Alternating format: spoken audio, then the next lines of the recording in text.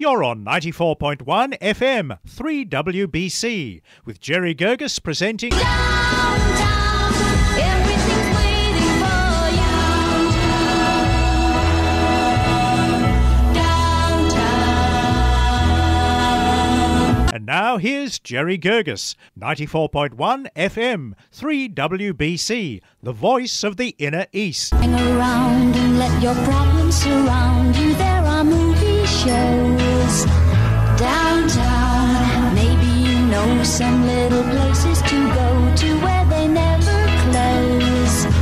Downtown, just listen to the rhythm of a gentle bossa nova. You'll be dancing with them too before the night is over. Happy again. The lights so much brighter there. You can forget all your troubles, forget all your cares. So go downtown, where all the lights are bright. Downtown, waiting for you tonight. Downtown, you're gonna be alright now.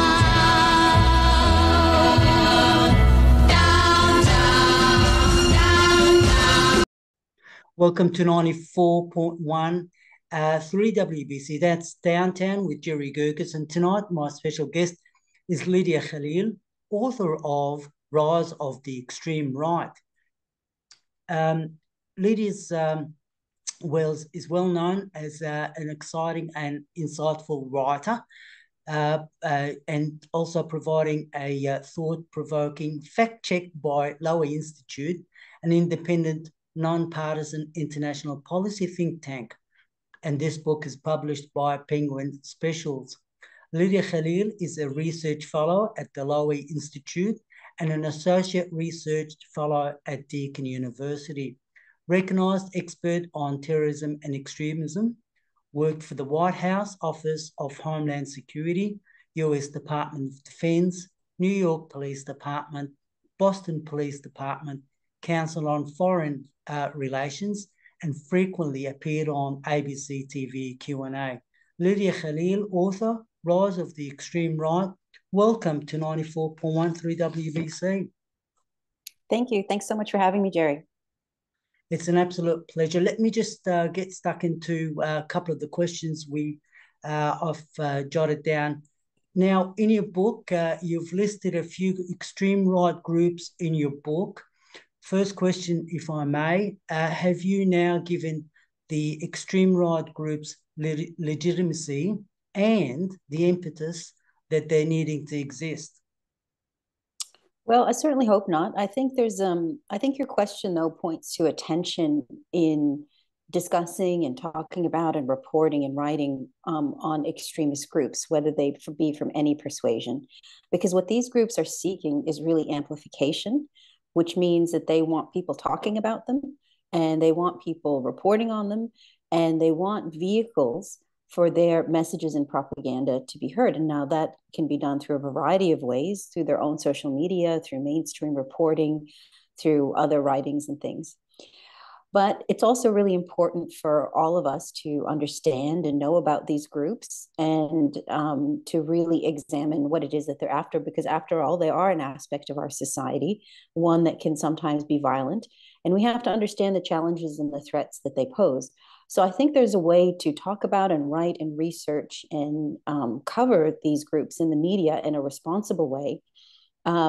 All too often that does not happen, but I hope that this book is one which gives important context and doesn't just report on their goings-on and their messages without a content and analysis that's critical, offers a critical analysis of what it is that they're doing.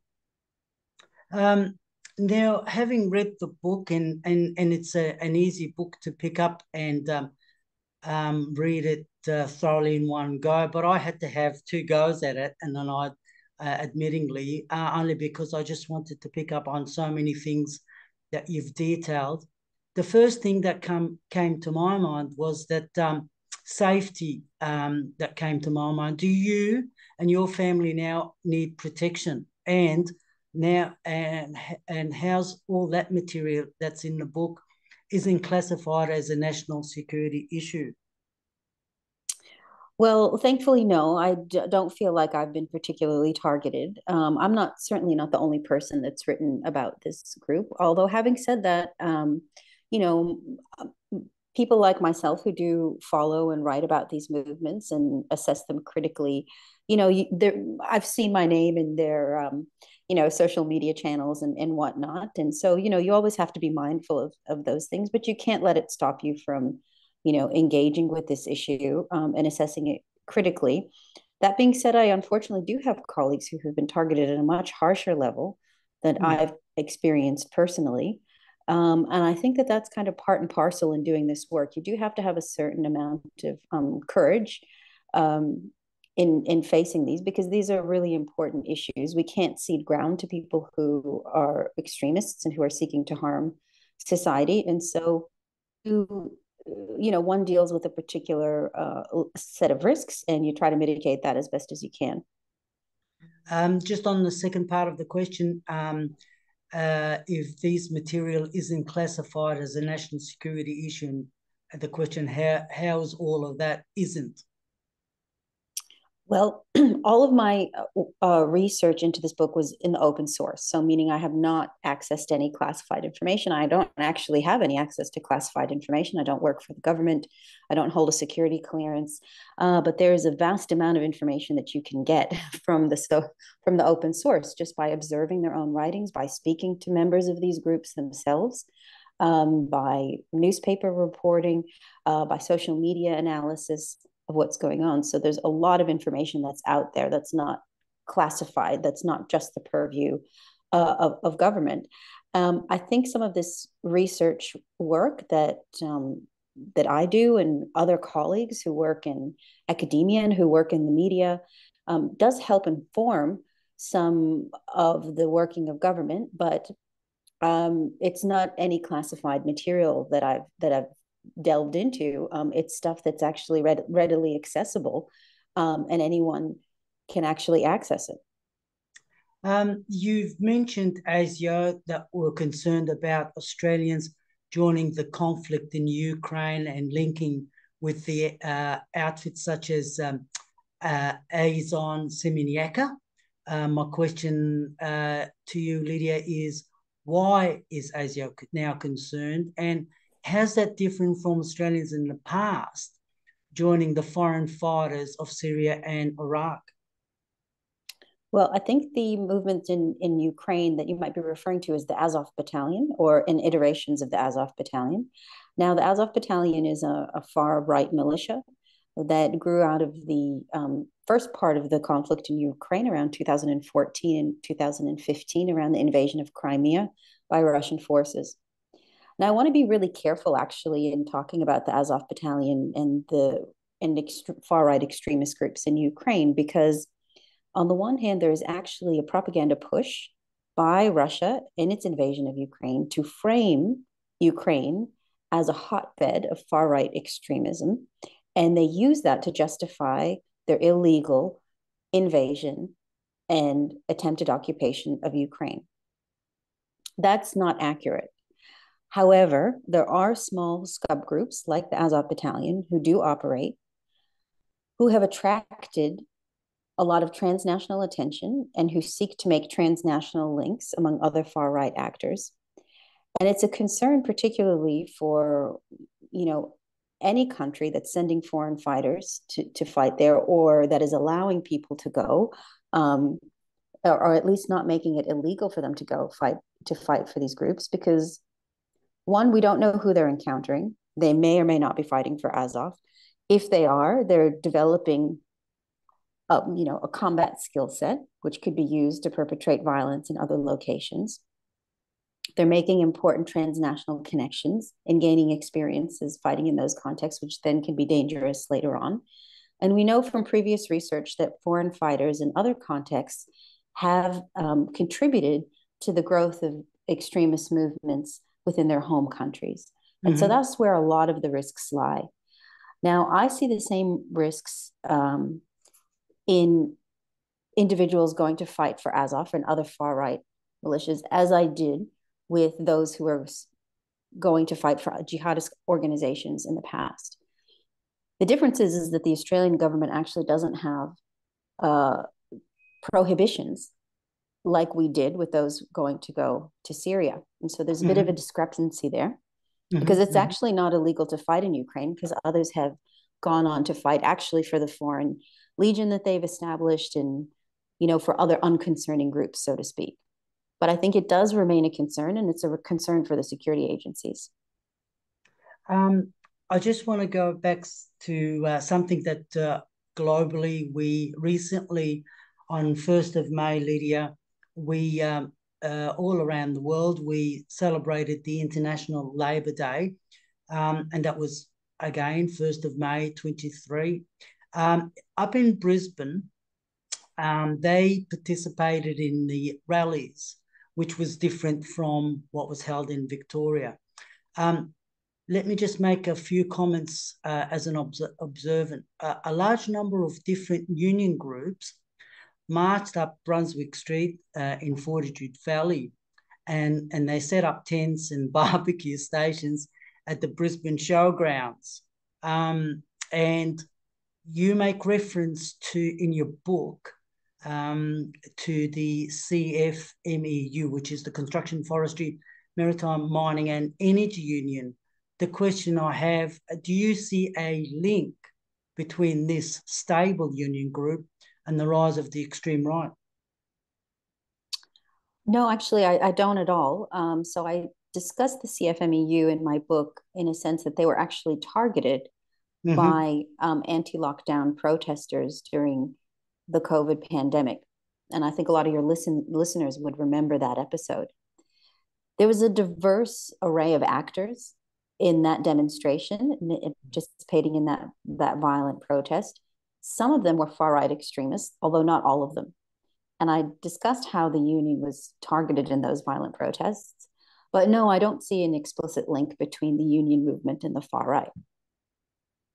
A large number, the other observation that I made was that a large number of kids of all ages participated in the rally, seen in prams, innocently settling on their dad's shoulders. However, shockingly to me, Lydia, was what they were shouting. They were shouting union narratives learned from their parents, the influences. And we've talked, you talk quite a bit about the influences. My question to you, Lydia, should children be banned from marching in political rallies? Well, I think we need to make a really clear distinction before we go forward in terms of political rallies, union rallies, and extremist movements. Those are entirely separate things. So demonstrations of violent extremists, like we saw, for example, with the neo-Nazis that demonstrated in front of Parliament House and did the Nazi salute just recently, is not the same thing as individuals participating in political protests, voicing whatever opinions, being involved in union rallies or rallies for any other causes. So we have to be really careful not to conflate political activism with extremism. And I really want to make this point because I feel it's very important, because I think nowadays there is a greater conflation of that, right? And people saying that political protest is wrong and needs to be constrained for whatever reason. And there's some disturbing movements to try to prohibit that. And that's not something that we want to see in a free society and in a democracy. Now, the question about whether it's appropriate for children to be, involved in politics, involved in political rallies, I think that's a difficult one. I think some children that tend to be more engaged than others. Obviously, very young children, don't have their own viewpoints or their frame of minds for these things. But adolescents have often driven, and been at the forefront of important movements. And I think that we should encourage their participation in their agency, as long as it's done peacefully, because that's what it means to live in a free society. I'm drawing the parallels on having extreme right movements, and then the indoctrination of, the generational of information being passed, and we see it in 40 codes. We see it in various other codes of whether it's institutions like religious institutions, and hence the question was having children participating in any form of rallies, not knowing exactly where their influence and who the influences are in this case.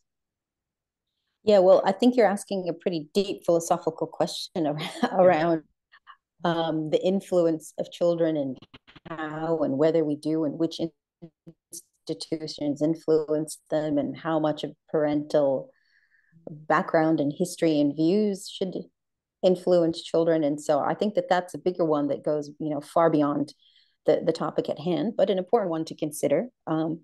Children are influenced by the adults in their lives in one way or another. Yes, I know. And we're just trying to get some protection for the kids to have a bit of free time before they're actually engaged in all of these ideology. I want to move on to where you made a comment on humor offers a very effective way to increase the acceptability of extremist positions, normalizing violence.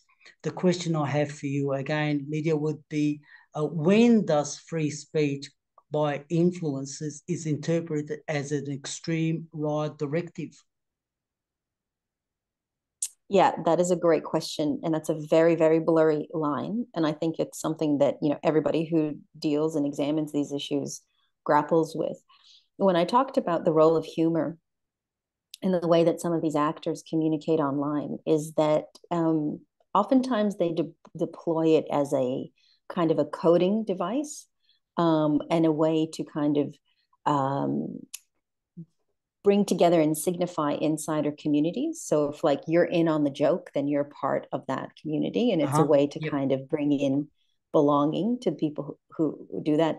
It's a way to, let's face it, impart hateful messages in a just joking type of framework. Yep. And that way they can't be held accountable for some of these things.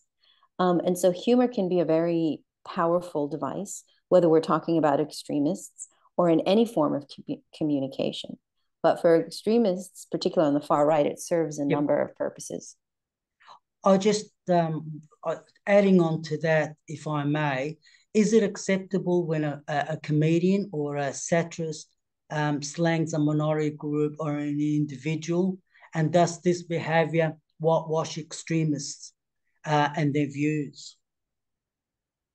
Yeah, look, I think another really great and complicated question to ask. So if we take an example from what we're seeing recently, right? You have a lot of comedians who are not extremists, they're just comedians, mainstream comedians. They make jokes about the trans community, for example, and they've caught a lot of flack for making jokes about the trans community. The arguments from many in that community are that by making jokes, you're actually normalizing or providing kind of mainstream fodder and justification for harm and violence that can come to that movement. Now, the other side of it is, and particularly coming from comedians and satirists, is that no, that's not what we're doing at all. That's not our intention. So I think your question points to, the tensions between views that are held in the mainstream and the extreme. And when do we consider something extreme? And how far does something have to go to be considered extreme? And how far does it have to go in order to motivate violence? And can we even attribute a motivation to violence? So these are all really unanswerable questions, to be honest with you. But for people who belong to particular minority groups who have been targeted, you can imagine that there's a sensitivity around that, and not just a sensitivity, but a real fear and concern for their safety. I want to ask another thing about something that we've all come across, and I'm reminded of the process of normalization of deviance, and applicable in your line of thinking and in the book. When society sets a belief and ideology is moved from an acceptable level to an extreme, making it to be the new norm and hence normalization of deviance. The question is, how did the extreme right individuals infiltrate the mainstream news outlets?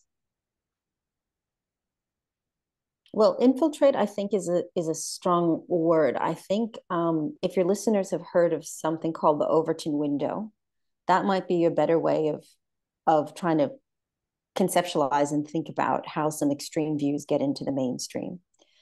So the Overton window is a term that refers to kind of acceptable topics of discussion among the mainstream, acceptable levels of discourse and parameters of discussion around any given topic in the mainstream.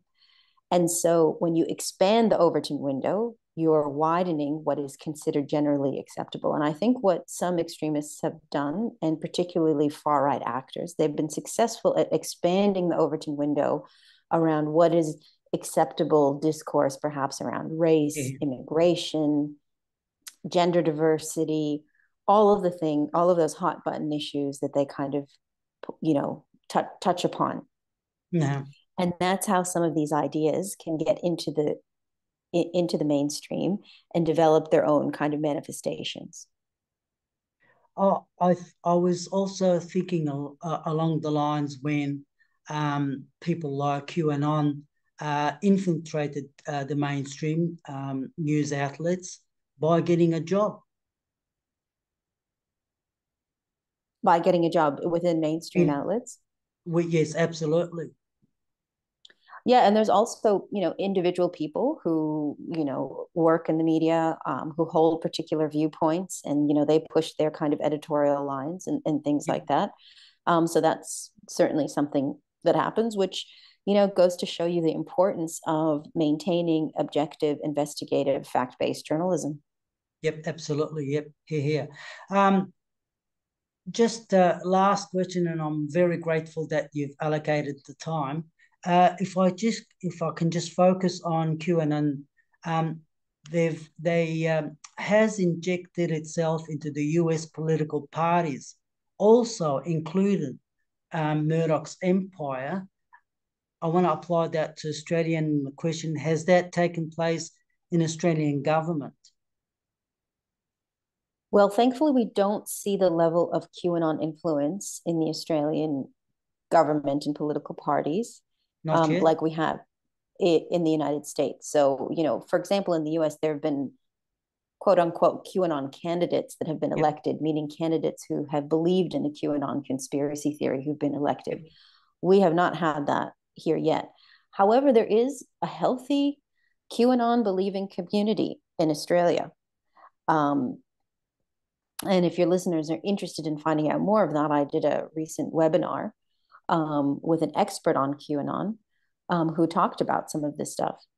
And we see some of the language and some of the ideas and the conspiratorial mindset, I think, creeping in among some certain segments of the population in Australia. So I don't think we're at US levels in terms of its influence on politics, particularly on the right, but it's certainly present. Right. Okay. Just for the rest of our listeners who, like myself, were very interested in your book. I believe we can get it from Penguin in paperback or ebook and Amazon. That's right. You can find it in any bookseller in Australia, or you can order it online. Okay. I do want to thank you so much, Lydia, for giving us your valuable time, and good night. My pleasure. Thank you for having me as well.